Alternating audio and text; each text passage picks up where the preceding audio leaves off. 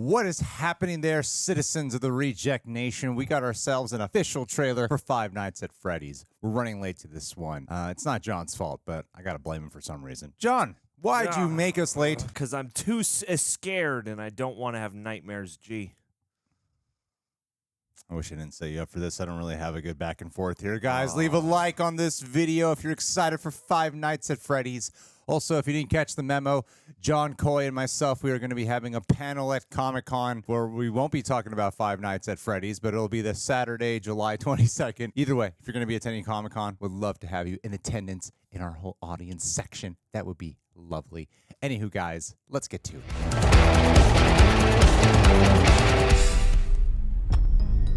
Hi, this is Mike.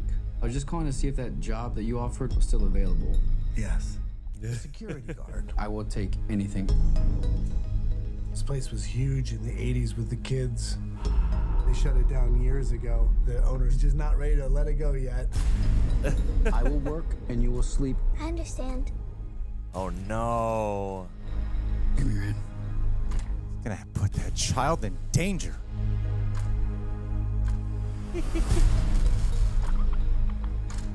All you have to do is keep your eyes on the monitor. Nice. Welcome to Freddy Fazbear's, where fantasy and fun come to life. Nope. Oh, no. You must be new security guard. Can I help you, officer? Have you met them yet? Oh, no. Met who? Them. They're here. Wow.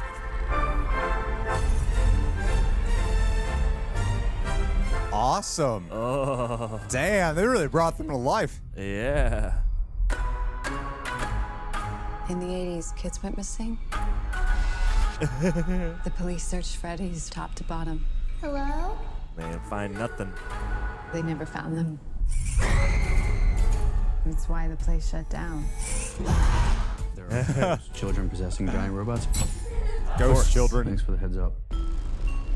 Technically, they're animatronics. What do they want? They want to make her like them. Oh, I love that they really brought them to life so accurately. Oh. It's too late. Bobby, go!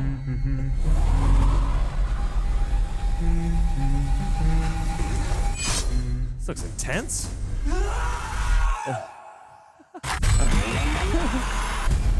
I want to play a game. Where to? No. No. Weirdos. No.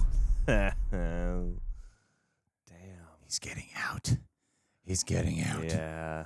Outbreak into the real world. All right, well, I enjoyed that trailer quite a bit, I must say. That was real enjoyable, cheesy camp, but it also looks really great. I mean, the animatronics look awesome here. They feel like genuinely practical. Like, do we know who made them? Do you know? I don't know what effects house or you know. Do you guys know who made them? But it seems like they're perfectly arranged for this because, you know, in the games, obviously, it's the look and they're rendered in 3D. So, yeah, it's like the perfect way to bring them to life because they look exactly like the game, but they also look real. Yeah, I love the aesthetics. And that's probably the most important thing you got to capture at first, you know, because obviously this franchise has a massive fan base to it. And it's going to have like the story and the horror and a lot of the fun camp, but also the characters. There's so many things that you got to get right.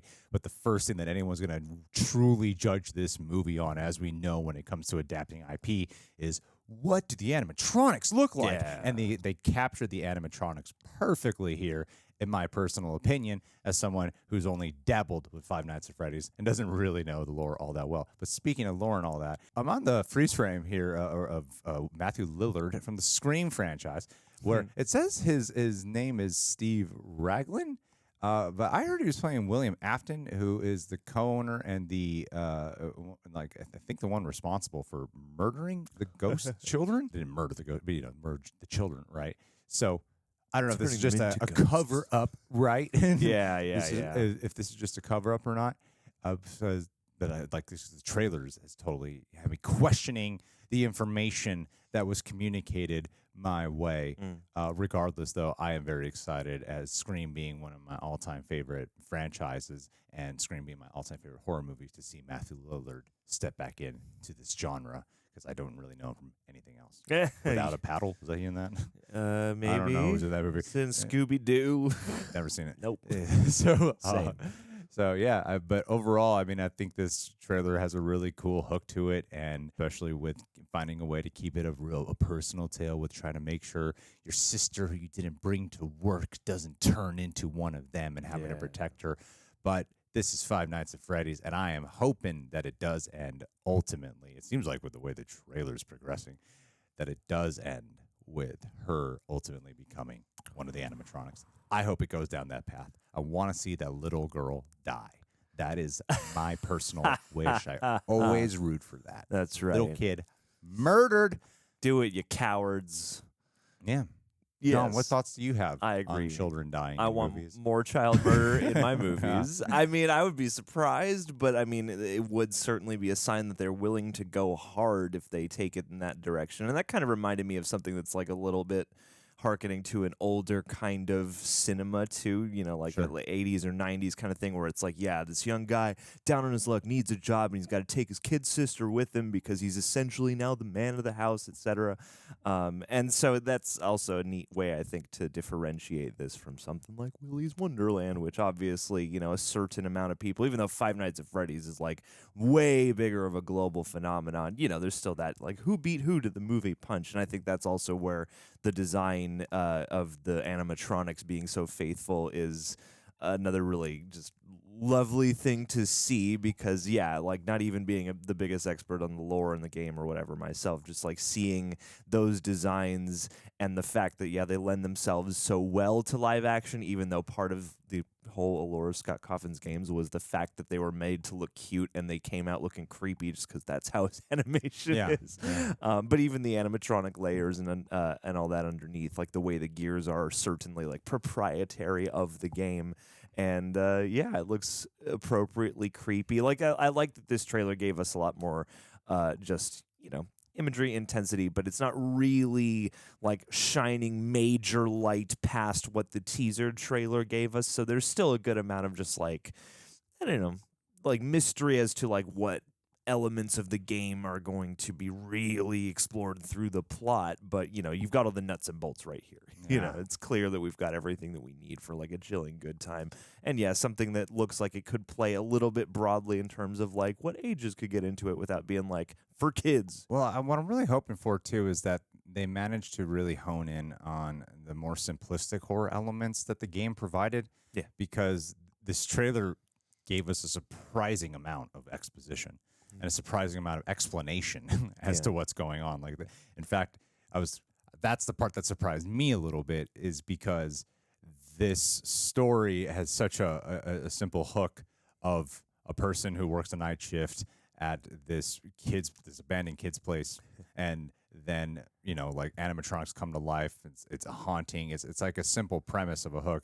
And then they kind of gave away a lot of the lore already, which is something you normally get in a movie way later, like closer towards the finale or something like that, as you're unpacking the mystery. Yeah, and I think it's something that built over multiple games, too. Yeah, so I really want to experience the tension and the horror, the actual natural hook.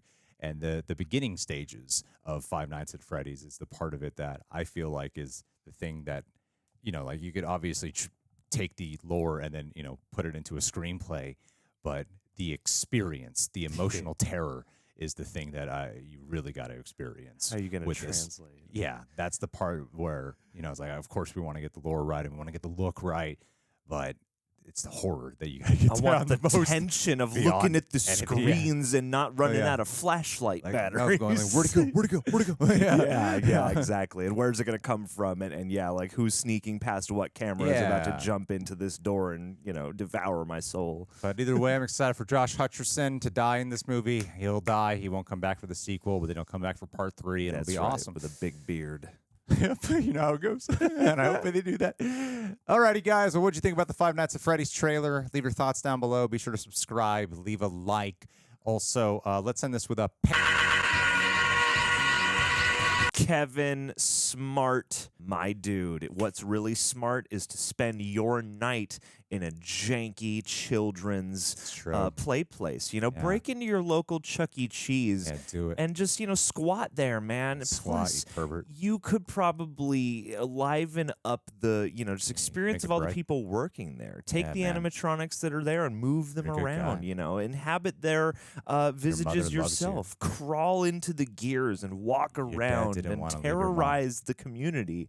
And that's the way you'll leave your mark on this life. And then we'll be doing Five Nights at Kevin's soon enough. You gotta find God. Just you and your kid. Praise be. Lift up your hearts. A phone call coming we in. lift them up to the Lord.